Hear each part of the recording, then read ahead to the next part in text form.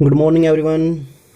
आज हम class 11th की पहली जो चैप्टर एक्सरसाइज है एनसीईआरटी एक्सरसाइज उसके हम सॉल्यूशन करेंगे, क्योंकि वो बोर्ड के पॉइंट ऑफ व्यू से बहुत ही इंपॉर्टेंट है। ज़्यादातर एचबीएससी के अंदर जो क्वेश्चन है वो एनसीईआरटी से पूछे जाते हैं। तो सबसे पहला हमारा जो क्वेश्चन है, और मैं साथ में ये भी बताऊँगा कि आपको लिखना कैसे है, एग्ज़ाम में आप लिखें कैसे, मैं आज उसी तरीके से मैं आपको करके दिखाऊँगा। तो पहला हमारा क्वेश्चन रहेगा, calculate the molar mass of the following. यहाँ पे हमें दिया हुआ है H2O।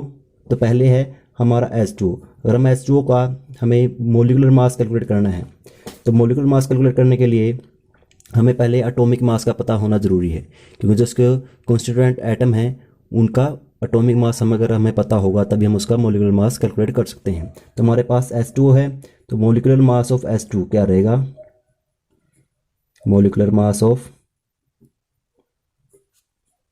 H2O।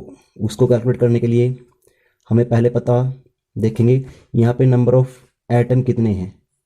हाइड्रोजन एटम यहाँ पे है 2, और हाइड्रोजन एटम का एटॉमिक मास रहता है 1, प्लस ऑक्सीजन हमारे पास है यहाँ पे 1, और उसका एटॉमिक मास होता है 16।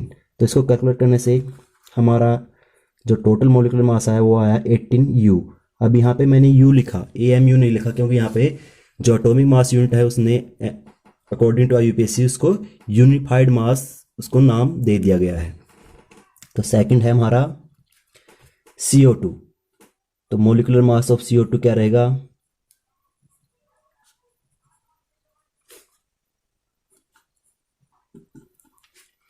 यहाँ पे कार्बन हमारे पास ओनली एक है, और एक कार्बन का जो एटॉमिक मास होता है वो होता है 12। ऑक्सीजन हमारे पास 2 एटम हैं और उसका एटॉमिक मास होता है 16। तो यहाँ पे कार्बन का टोटल मोलिकुलर मास हो जाएगा 1444U। थर्ड हमारा मीथेन CH4।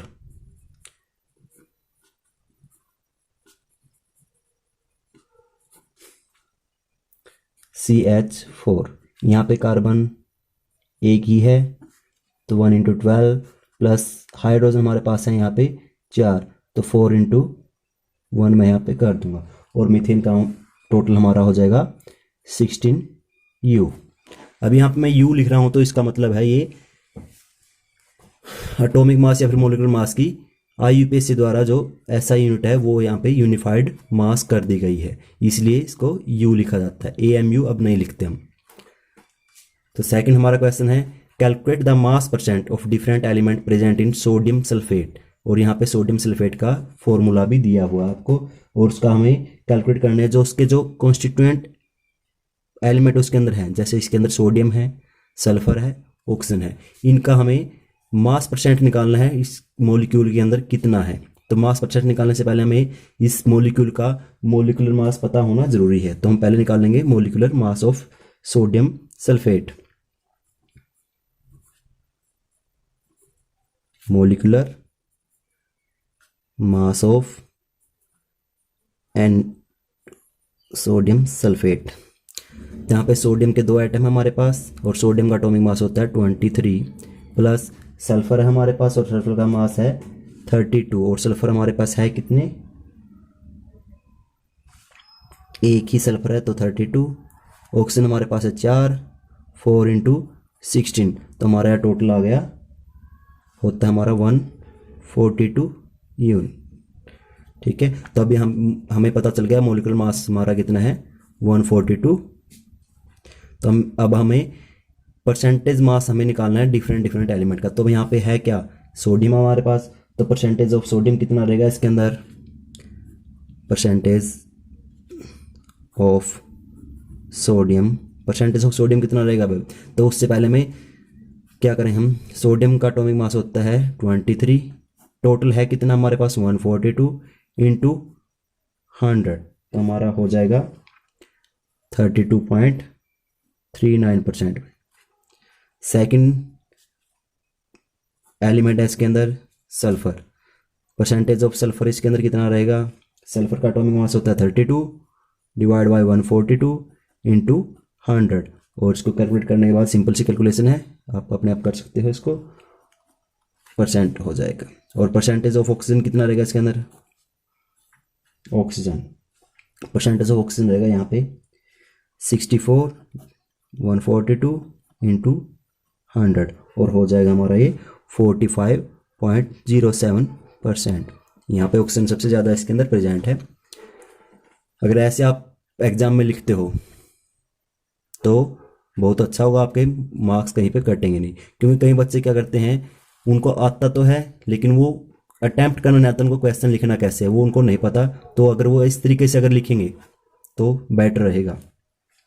थर्ड क्वेश्चन हमारा, determine the empirical formula of an oxide of iron which has 69.9% iron and 30.1% of oxygen by mass. हमें यहाँ पे एम्पिरिकल फार्मूला कैलकुलेट करना है आयरन ऑक्साइड का। किसका, आयरन का ऑक्साइड है जिसके अंदर आयरन दिया हमें 69.9% और ऑक्सीजन दी है 30.1%। तो उसका एम्पिरिकल फार्मूला कैलकुलेट करने से पहले हमें पता होना चाहिए। उसके दो स्टेप होते हैं। पहला स्टेप है जिसके अंदर हम नंबर ऑफ मोल कैलकुलेट करते हैं, उसके बाद हम मोलर रेशियो कैलकुलेट करते हैं, मतलब कि simple whole number ratio calculate करते हैं उसके अंदर। तो सबसे पहले हमारे पास एलिमेंट क्या क्या है, हमारे पास आयरन है और दूसरा हमारे पास ऑक्सीजन है। ठीक है, आयरन हमें परसेंट बाय मास कितना दिया हुआ है, आयरन दिया हुआ हमें जो आयरन की परसेंटेज है वो हमें दी हुई है 69.9% और ऑक्सीजन दी हुई है 30.1%। तब मुझे यहाँ से इसके मोल्स कैलकुलेट करने हैं, दोनों के मोल्स कैलकुलेट करता हूँ मैं। अगर मैं 69.9 को 70 लिख लेता हूँ, कोई दिक्कत नहीं है। और मोल कैलकुलेट करने से पहले मोल कैलकुलेट करता हूँ मैं तो कैसे, तो उसके अंदर मुझे उसका परसेंटेज मास पता होना चाहिए और उसका एटॉमिक मास पता होना चाहिए। तो आयरन का एटॉमिक मास कितना है 56 और उसको कैलकुलेट करने से आ जाएगा 1.2 यहाँ पे हो जाएगा। दूसरा है ऑक्सीजन का, हमें मोल्स कैलकुलेट करने हैं। ऑक्सीजन का है हमारे पास 30, मैं इसको मान लेता हूँ ताकि मेरी जो कैलकुलेशन है वो सिंपल हो जाए। 30 डिवाइड बाई 16 और यहाँ पे हो जाएगा इसका 1.9 यहाँ पे लगभग हो जाएगा। अब मुझे निकालने हैं इसके molar mass, sorry molar mass नहीं, मोलर रेशियो मुझे इसका कैलकुलेट करना है। मोलर रेशियो इसको कैलकुलेट करना है। अब मोलर रेशियो कैलकुलेट करने से जो इनमें से सबसे छोटा है उससे मैं इनको डिवाइड करूंगा। तो 1.2 को 1.2 से डिवाइड करूंगा तो मेरा हो जाएगा यहाँ पे 1.2 डिवाइड बाई 1.2 हो जाएगा मेरा 1 यहाँ पे। और अगर 1.9 को मैं डिवाइड करता हूँ 1.2 से तो ये लगभग होता है 1.5 किलो। ठीक है, और इसका सिंपल रेशियो क्या निकलेगा, simple whole number ratio. Simple whole number ratio निकालने के लिए देखो यहाँ पे 1.5 है, यहाँ पे 1 है। अगर मैं इसको 2 से डिवाइड करता हूँ और इसको भी 2 से डिवाइड करता हूँ तो ये हमारा हो जाएगा 2 और ये हो जाएगा मेरा यहाँ पे 3। तो ये मेरा सिंपल होल नंबर रेशियो हमारा निकल गया। तो यहाँ पे जो आयरन है उसका ऑक्सीजन के साथ जो रेशियो है वो कितना होता है 2:3 के अंदर। तो मैं यहाँ से इसका एम्पिरिकल फार्मूला कैलकुलेट कर सकता हूँ। ये मेरा स्टेप 1 था भाई, जहाँ तक मैंने simple whole number ratio calculate किया है। तो स्टेप 2 के अंदर मैं इसका एम्पिरिकल फार्मूला लिखूंगा। एम्पिरिकल फार्मूला क्या लिखता हूँ देखो,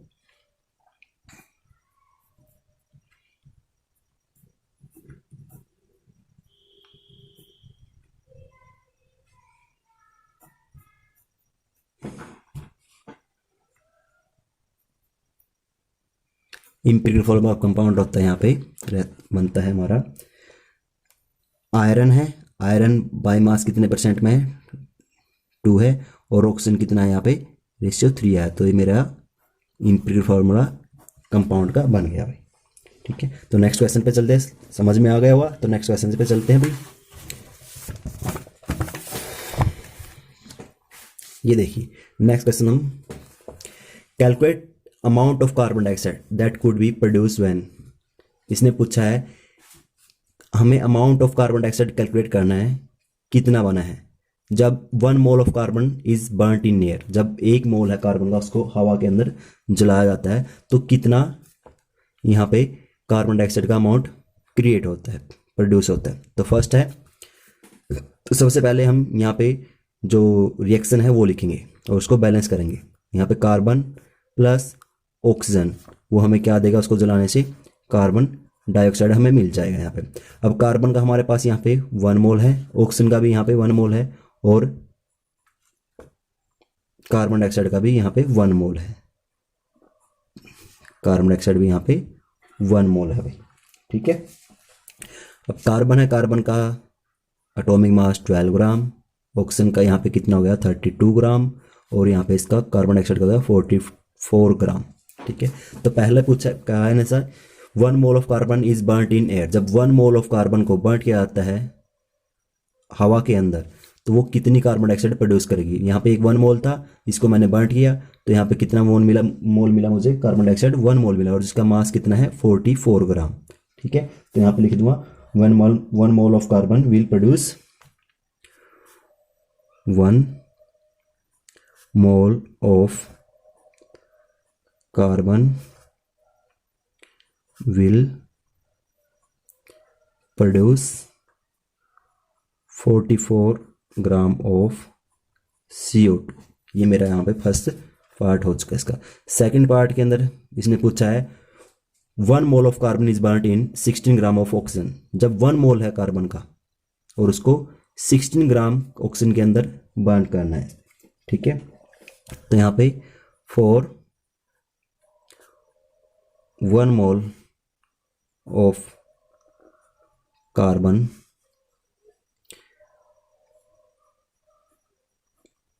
ऑक्सीजन रिक्वायर, ऑक्सीजन कितनी ऑक्सीजन की जरूरत होती है भाई। यहाँ पे 1 मोल हमें कार्बन का लिया, तो उसके लिए हमें कितनी ऑक्सीजन की जरूरत पड़ती है भाई, 1 मोल का ऑक्सीजन की, तो कितना चाहिए 1 मोल ही हमें चाहिए, मतलब कि 32 ग्राम ऑक्सीजन हमें चाहिए, ठीक है। लेकिन इसने कहा कितना भाई, इसने कहा है 16 ग्राम यहाँ पे ऑक्सीजन अवेलेबल है, but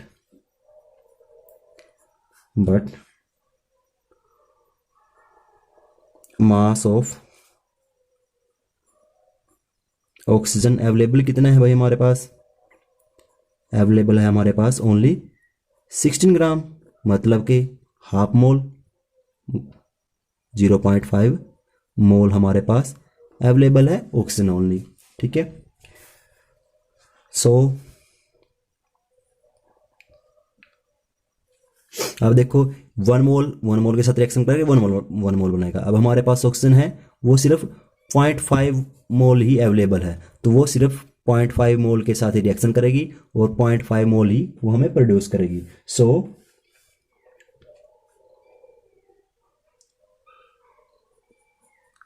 mass of carbon dioxide form कितना होगा भाई, मास 0.5 मोल, 0.5 मोल मीन्स 22 ग्राम, ठीक है। अब देखो भाई इसने एक बोला है यहाँ पे 16 ग्राम, हाफ मोल हमारा यहाँ पे कार्बन का बच गया भाई, 1 मोल ऑफ कार्बन था, ठीक है। तो इसका मतलब क्या है, यहाँ पे जो ऑक्सीजन ली है, जो ऑक्सीजन ली वो क्या है यहाँ पे लिमिटिंग रिएक्टेंट है। लिमिटिंग रिएक्टेंट है कौन से भाई, लिमिटिंग रिएक्टेंट वो होते हैं जो किसी रिएक्शन में कंप्लीटली यूज अप हो जाते हैं, जो कंप्लीटली खत्म हो जाते हैं, बचते नहीं, उनको बोलते हैं हम लिमिटिंग रिएक्टेंट। थर्ड है यहाँ पे 2 mole of carbon are burnt in 16 gram of oxygen. अब की बार हमें मोल हमें दे दिए कार्बन के 2, लेकिन ऑक्सीजन हमें अभी भी लिमिटेड है, ऑक्सीजन अभी हमारे पास कितनी है, लिमिटेड अमाउंट है जो 16 ग्राम है। अब हमें पता है 16 ग्राम ऑक्सीजन के तो सिर्फ हाफ मोल है और वो हाफ मोल के साथ ही रिएक्शन करेगी। So mass of carbon dioxide is also formed 22 gram. तो मैं लिखूंगा यहाँ पे मास of oxygen,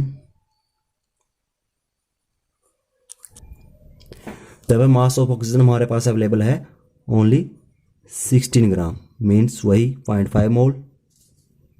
so mass of carbon dioxide form कितना होगा भाई, वही हमारा 5.5 0.5 मोल बनेगा, मतलब कि 22 ग्राम ही हमारी कार्बन डाइऑक्साइड बनेगी। यहाँ पे आया समझ। आई थिंक समझ में आ गई होगा। नेक्स्ट हमारा calculate the mass of sodium acetate. Mass हमें सोडियम एसीटेट का यहाँ पे कैलकुलेट करना है।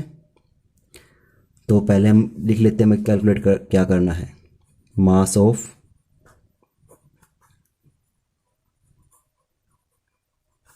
सोडियम एसीटेट हमें कैलकुलेट करना है, वो हमें कैलकुलेट करना है। Require to make 500 ml of 0.375 molar aqueous solution. Aqueous solution बनाना है हमें जिसकी हमें मोलैरिटी दी हुई है और उसकी वॉल्यूम भी दी हुई है हमें। ठीक है, तो हमें दी हुई है molarity of solution, molarity of solution हमें दिया हुआ है 0.375। जहाँ पे मोलर लिखा हुआ है या फिर कैपिटल एम लिखा हुआ है तो इसका मतलब क्या है, वहाँ पे मोलैरिटी दी। और मोलैरिटी होती कहाँ पे, कैसे है भाई, मोल पर लीटर के अंदर हमारी मोलैरिटी होती है। और वॉल्यूम सॉल्यूशन का है कितना, वॉल्यूम ऑफ सॉल्यूशन भी हमें दिया हुआ है, वो है हमारा 500 ml। लेकिन जो मोलैरिटी है वो तो हमारे किस में होती है, लीटर में, लेकिन ये ml में है तो इसको मैं लीटर में करूँगा तो हमारा हो जाएगा 0.5 लीटर यहाँ पे हो जाएगा। ठीक है, तब मुझे कैलकुलेट करना है। और साथ में इसने दिया हुआ molar mass of sodium acetate is 82.0 ग्राम पर मोल भाई। ठीक है, तो मुझे अब हम यहाँ से देखेंगे जो मोलैरिटी है सॉल्यूशन की, उसका फॉर्मूला वो आपको याद ही होगा, मैं भी एक बार लिख देता हूँ उसको। जो मोलैरिटी होती है मीन्स कैपिटल एम हमारा, वो किसके इक्वल होता है भाई, वो होता है हमारा मास ऑफ सॉल्यूट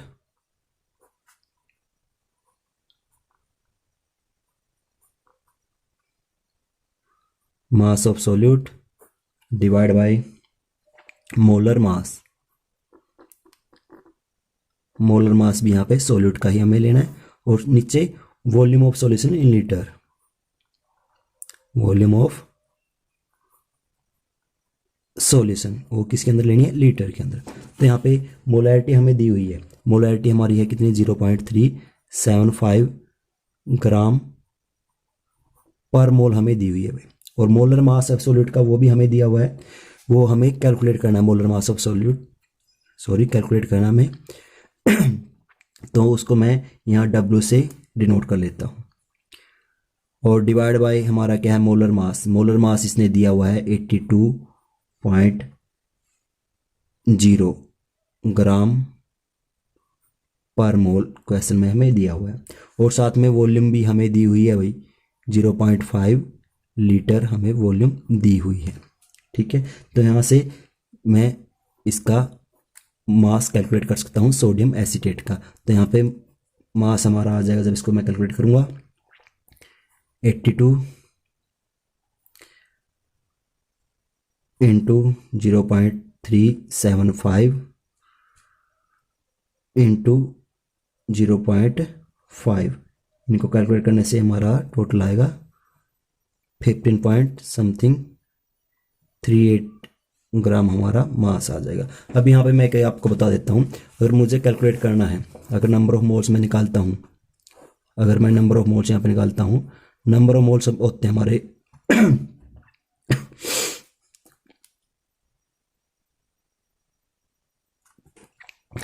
अगर हमें मोलैरिटी दी हुई है और हमें वॉल्यूम दी हुई है तो मैं मोलैरिटी इंटू वॉल्यूम करके क्या कर सकता हूँ, नंबर ऑफ मोल्स निकाल सकता हूँ। या फिर मैं कर सकता हूँ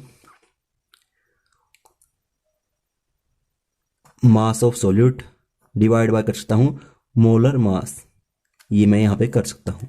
तो इस इक्वेशन का भी हम यहाँ पे यूज़ कर सकते हैं, इन दोनों को इक्वेट करने के लिए, इन दोनों को इक्वेट करके ये यहाँ पे निकाल सकते हैं। आई थिंक आपको समझ में आ गया होगा।